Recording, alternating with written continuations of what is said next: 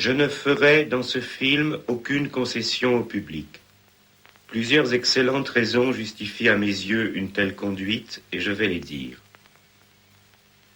Tout d'abord, il est assez notoire que je n'ai nulle part fait de concession aux idées dominantes de mon époque, ni à aucun des pouvoirs existants.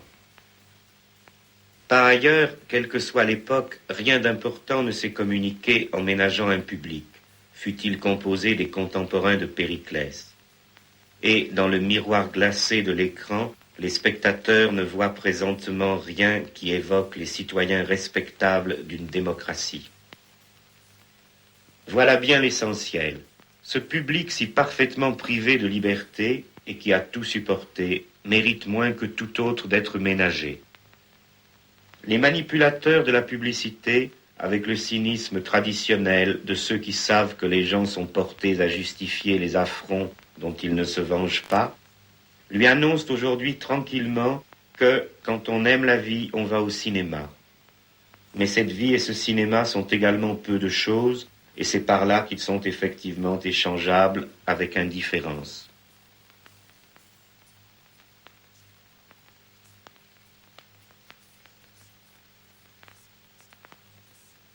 Le public du cinéma, qui n'a jamais été très bourgeois et qui n'est presque plus populaire, est désormais presque entièrement recruté dans une seule couche sociale, du reste devenue large.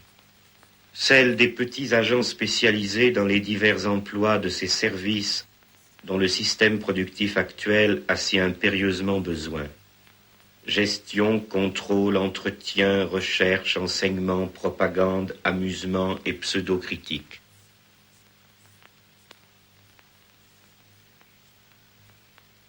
C'est là suffisamment dire ce qu'ils sont.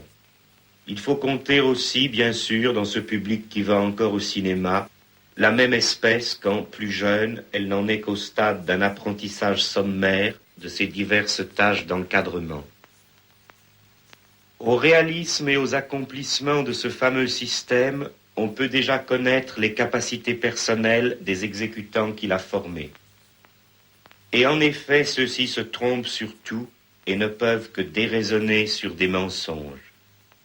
Ce sont des salariés pauvres qui se croient des propriétaires, des ignorants mystifiés qui se croient instruits et des morts qui croient voter. Comme le mode de production les a durement traités, de progrès en promotion, ils ont perdu le peu qu'ils avaient et gagné ce dont personne ne voulait. Ils collectionnent les misères et les humiliations de tous les systèmes d'exploitation du passé. Ils n'en ignorent que la révolte. Ils ressemblent beaucoup aux esclaves, parce qu'ils sont parqués en masse et à l'étroit dans de mauvaises bâtisses malsaines et lugubres. Mal nourris d'une alimentation polluée et sans goût, mal soignés dans leurs maladies toujours renouvelées, continuellement et mesquinement surveillés, entretenus dans l'analphabétisme modernisé et les superstitions spectaculaires qui correspondent aux intérêts de leurs maîtres. Ils sont transplantés loin de leur province ou de leur quartier, dans un paysage nouveau et hostile, suivant les convenances concentrationnaires de l'industrie présente. Ils ne sont que des chiffres dans des graphiques que dressent des imbéciles. Ils meurent par séries sur les routes, à chaque épidémie de grippe, à chaque vague de chaleur, à chaque erreur de ceux qui falsifient leurs aliments, à chaque innovation technique profitable aux multiples entrepreneurs d'un décor dont ils essuient les plâtres. Leurs éprouvantes conditions d'existence entraînent leur dégénérescence physique, intellectuelle, mentale.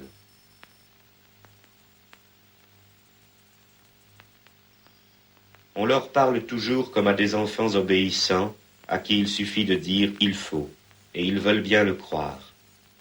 Mais surtout, on les traite comme des enfants stupides, devant qui bafouillent et délirent des dizaines de spécialisations paternalistes, improvisées de la veille, leur faisant admettre n'importe quoi en le leur disant n'importe comment, et aussi bien le contraire le lendemain.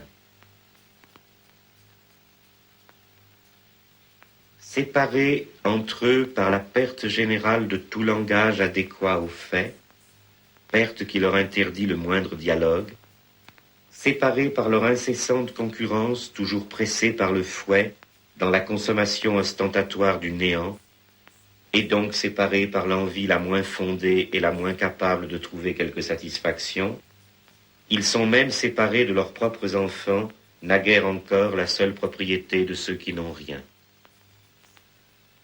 On leur enlève en bas âge le contrôle de ces enfants, déjà leurs rivaux, qui n'écoutent plus du tout les opinions informes de leurs parents et sourient de leur échec flagrant, méprisent non sans raison leur origine et se sentent bien davantage les fils du spectacle régnant que de ceux de ces domestiques qui les ont par hasard engendrés.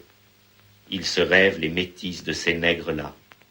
Derrière la façade du ravissement simulé, dans ces couples comme entre eux et leur progéniture, on n'échange que des regards de haine. Cependant, ces travailleurs privilégiés de la société marchande accomplie ne ressemblent pas aux esclaves en ce sens qu'ils doivent pourvoir eux-mêmes à leur entretien. Leur statut peut être plutôt comparé aux servages parce qu'ils sont exclusivement attachés à une entreprise et à sa bonne marche, quoique sans réciprocité en leur faveur, et surtout parce qu'ils sont étroitement astreints à résider dans un espace unique, le même circuit des domiciles, bureaux, autoroutes, vacances et aéroports toujours identiques.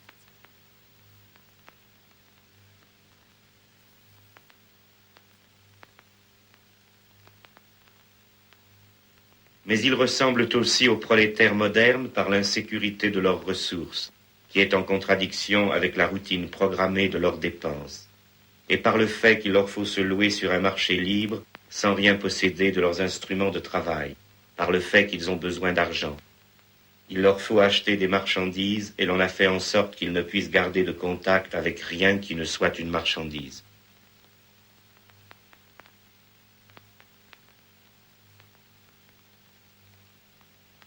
Mais où pourtant leur situation économique s'apparente plus précisément au système particulier du péonnage, c'est en ceci que cet argent autour duquel tourne toute leur activité, on ne leur en laisse même plus le maniement momentané.